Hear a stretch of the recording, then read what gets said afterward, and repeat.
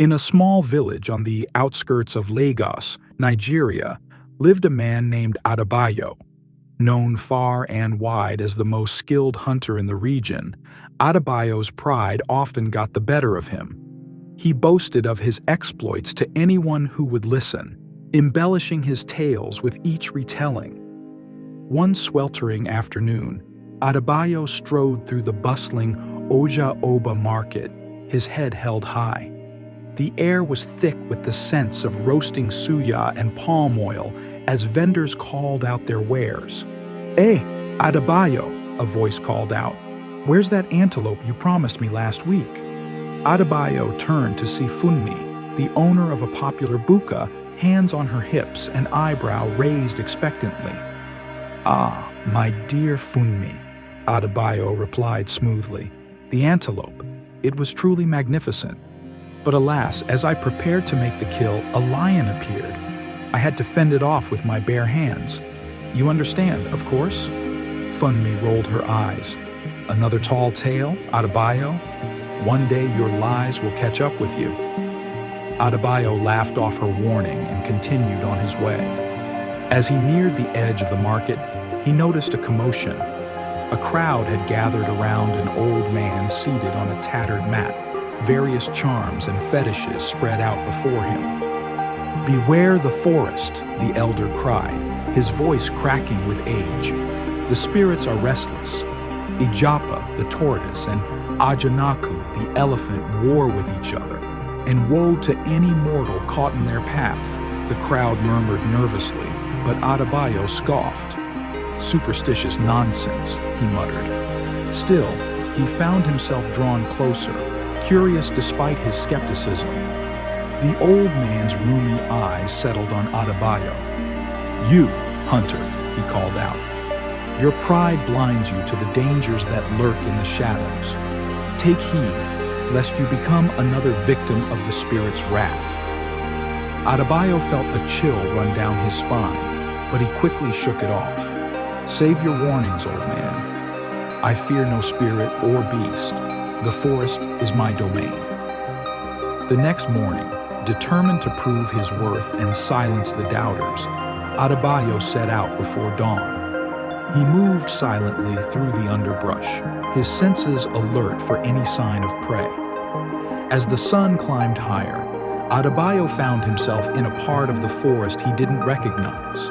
The trees here were older, their trunks twisted into bizarre shapes. Vines hung like serpents from gnarled branches, and the air was thick with an unsettling mist. A twig snapped nearby, and Adebayo spun, raising his rifle.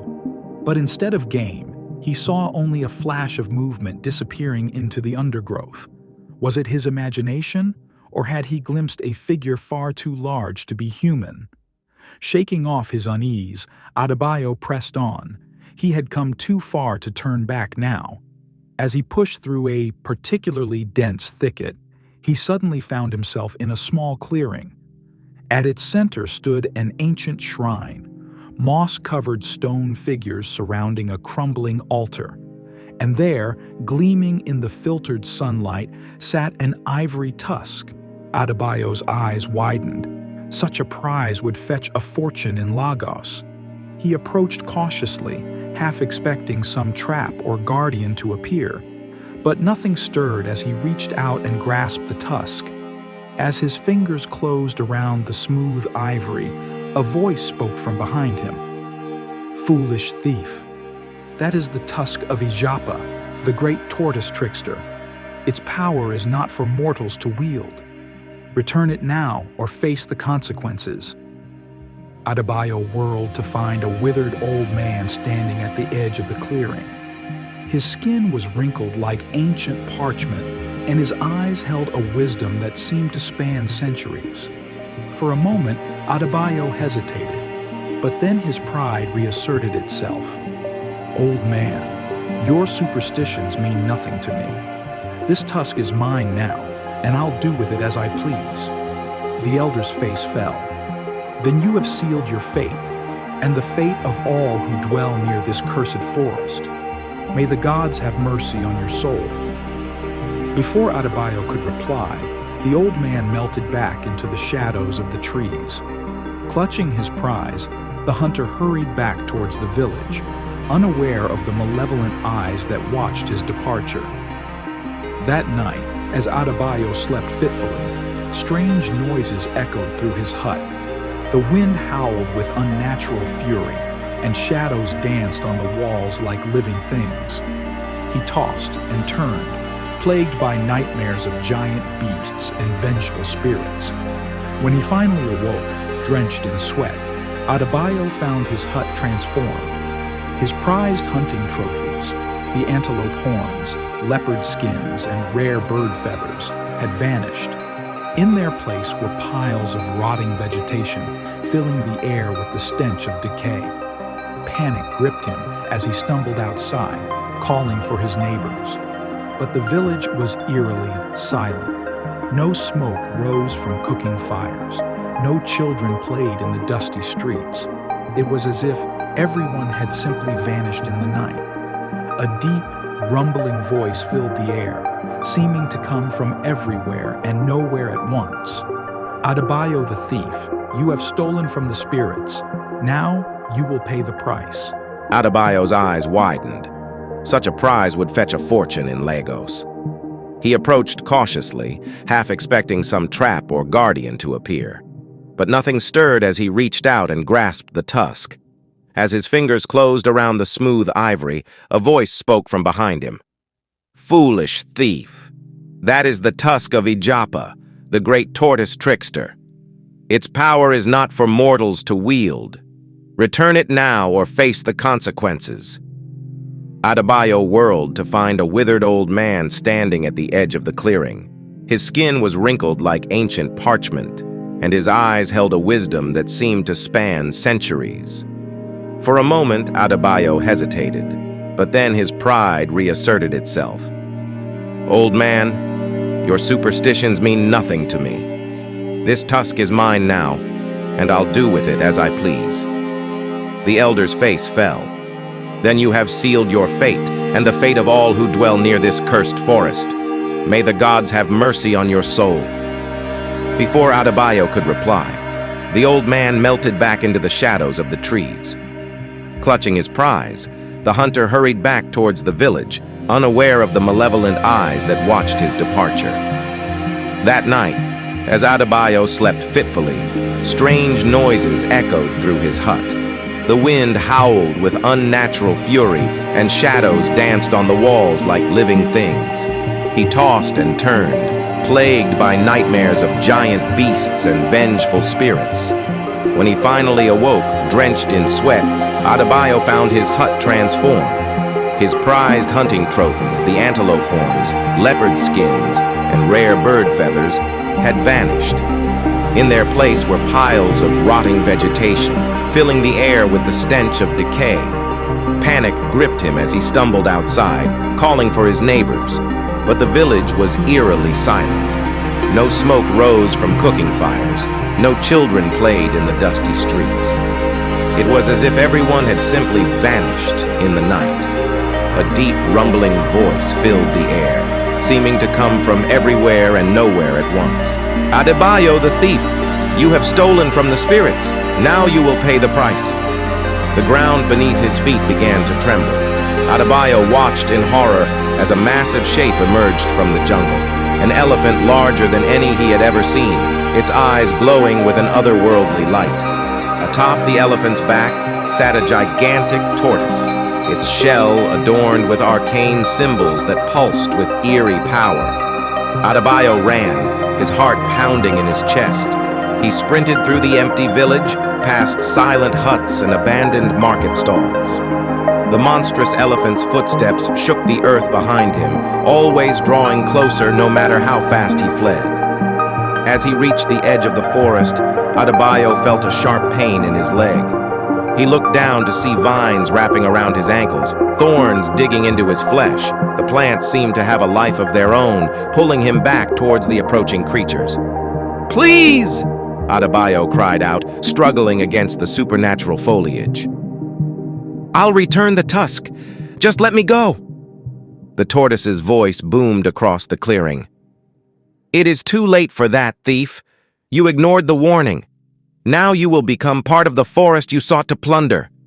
Adebayo watched in terror as his skin began to harden and turn brown. His fingers elongated into branches, his toes burrowing into the soil like roots. He opened his mouth to scream, but only the rustle of leaves escaped his throat. Within moments, where Adebayo once stood, there was only a twisted, gnarled tree. The elephant and tortoise approached, their massive forms casting long shadows in the moonlight. "Let this be a lesson to all who would steal from the spirits," the tortoise proclaimed. "The forest provides, but it also punishes those who take without respect."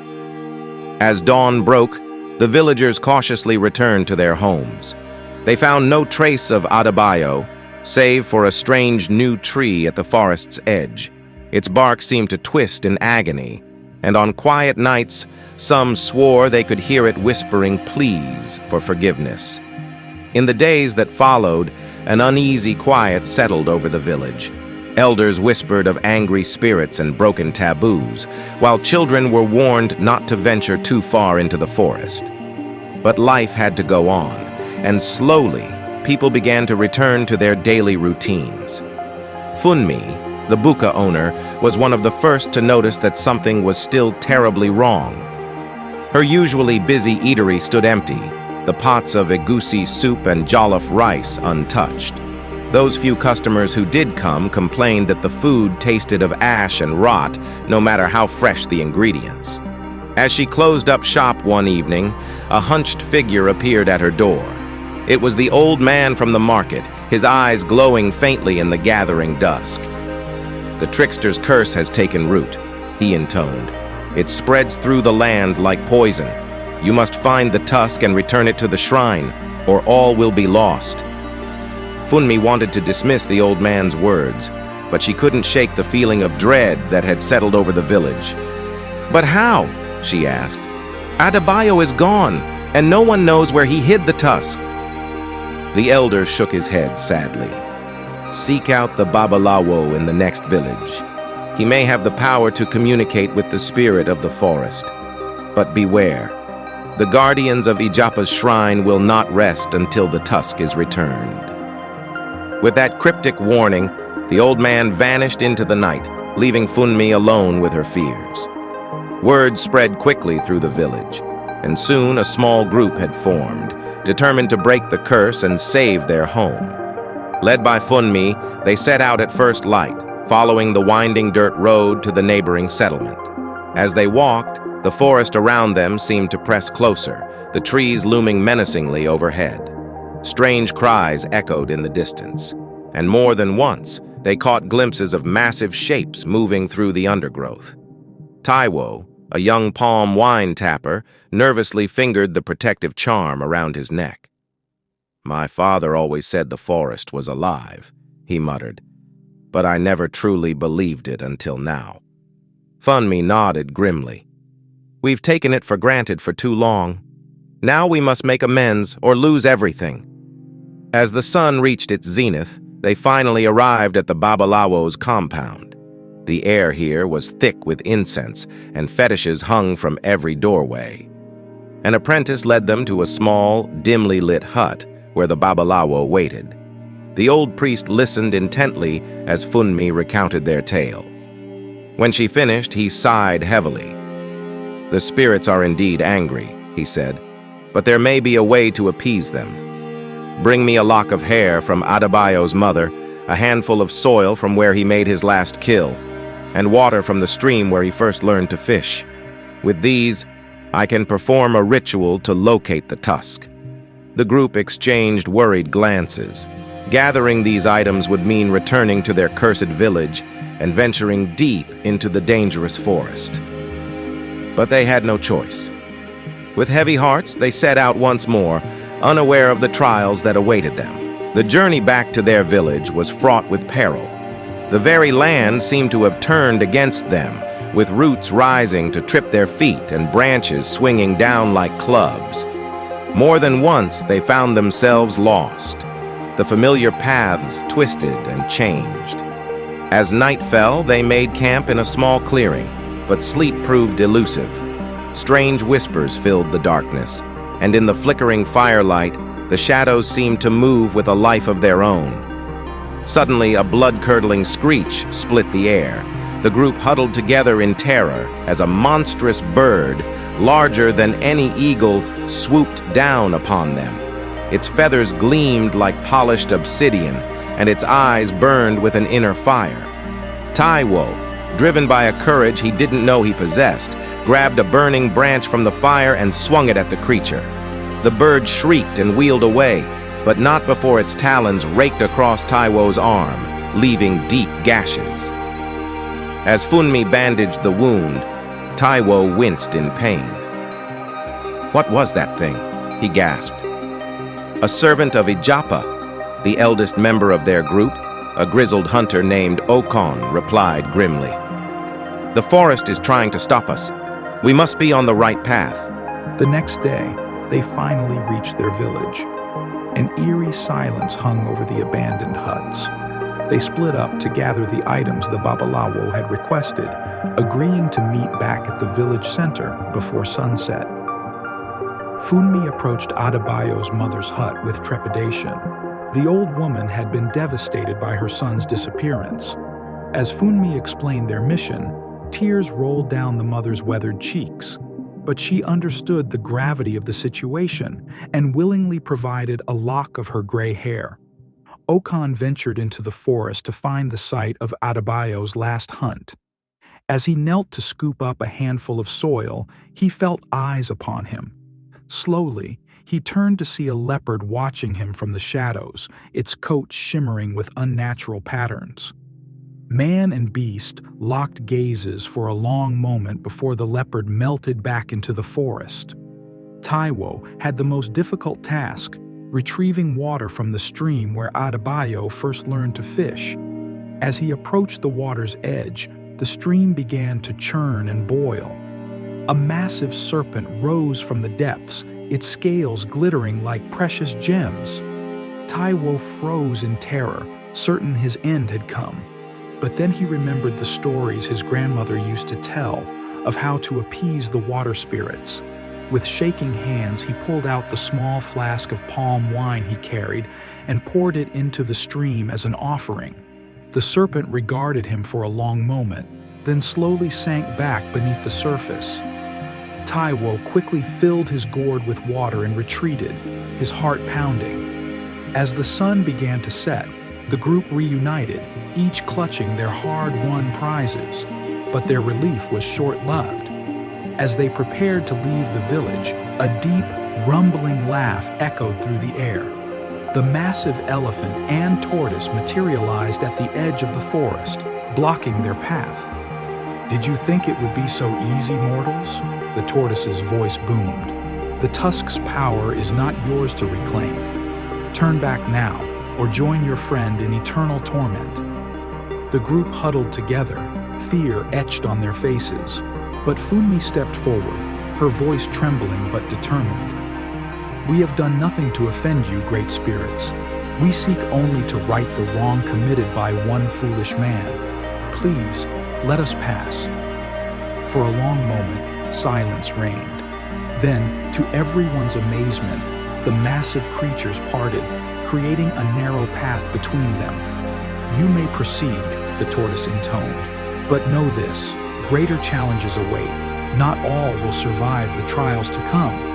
With heavy hearts but steeled resolve, Funmi led her companions back to the Babalawo's compound. The journey was tense but mercifully uneventful. As they approached the old priest's hut, they found him waiting, his face grave. "You have done well to return," he said, eyeing their haggard appearance. "But our task is far from complete. Come, we must begin the ritual before the moon reaches its zenith." Inside the hut, the Babalawo had prepared an elaborate array of symbols drawn in chalk on the packed earth floor. Candles flickered at strategic points, casting dancing shadows on the walls. The air was thick with the scent of herbs and incense. "Place the items you've gathered at the center of the circle," the priest instructed.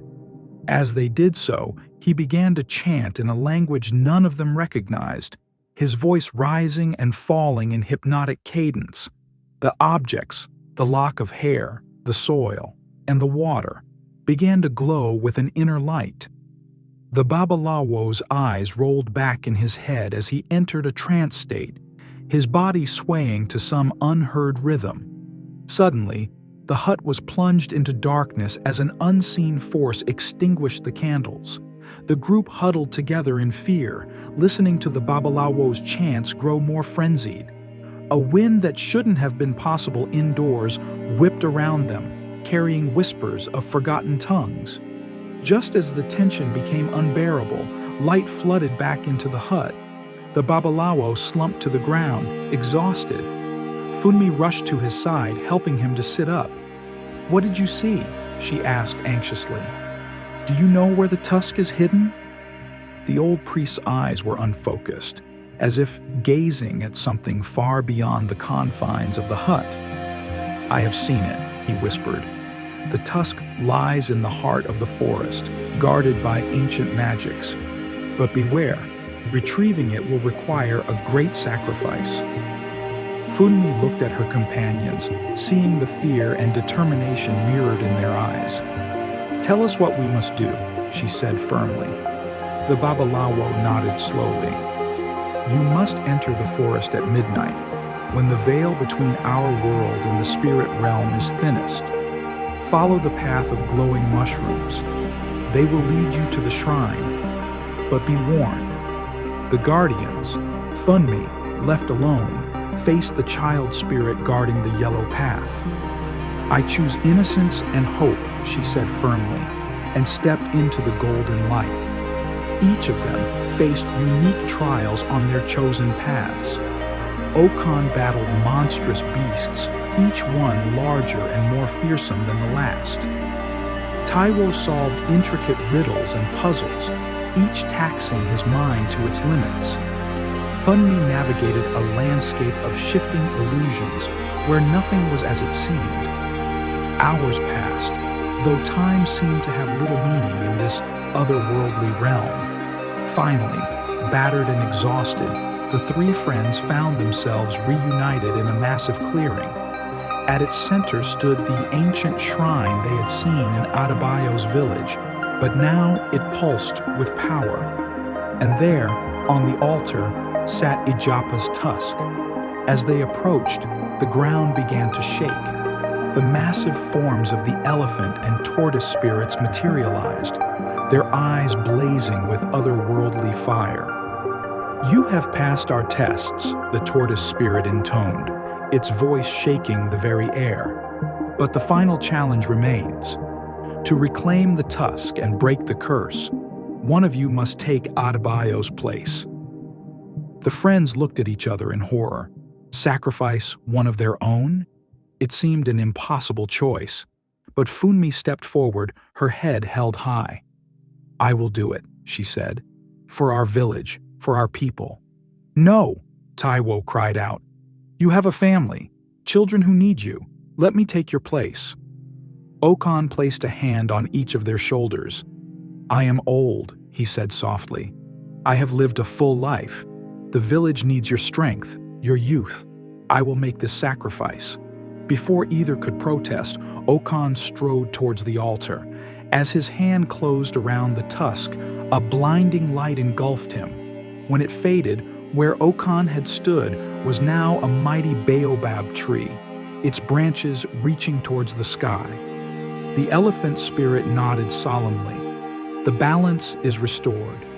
Take the tusk, return it to its rightful place, and your village will be free from the curse."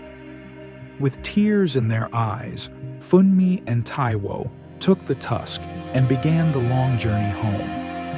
As they emerged from the forest, they found the village transformed. The oppressive atmosphere had lifted, and sounds of life once again filled the air. They returned the tusk to the shrine in Adebayo's village, and as they placed it on the altar, a wave of energy pulsed outward. The curse was broken. In the years that followed, the village flourished.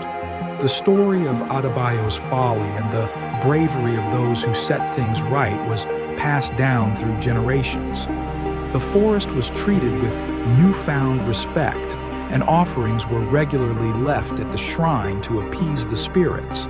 And on quiet nights, when the moon was full, some swore they could hear the whispers of the ancient spirits in the rustling leaves of the mighty baobab that stood at the forest's edge, an eternal reminder of the power of sacrifice and the importance of respecting the old ways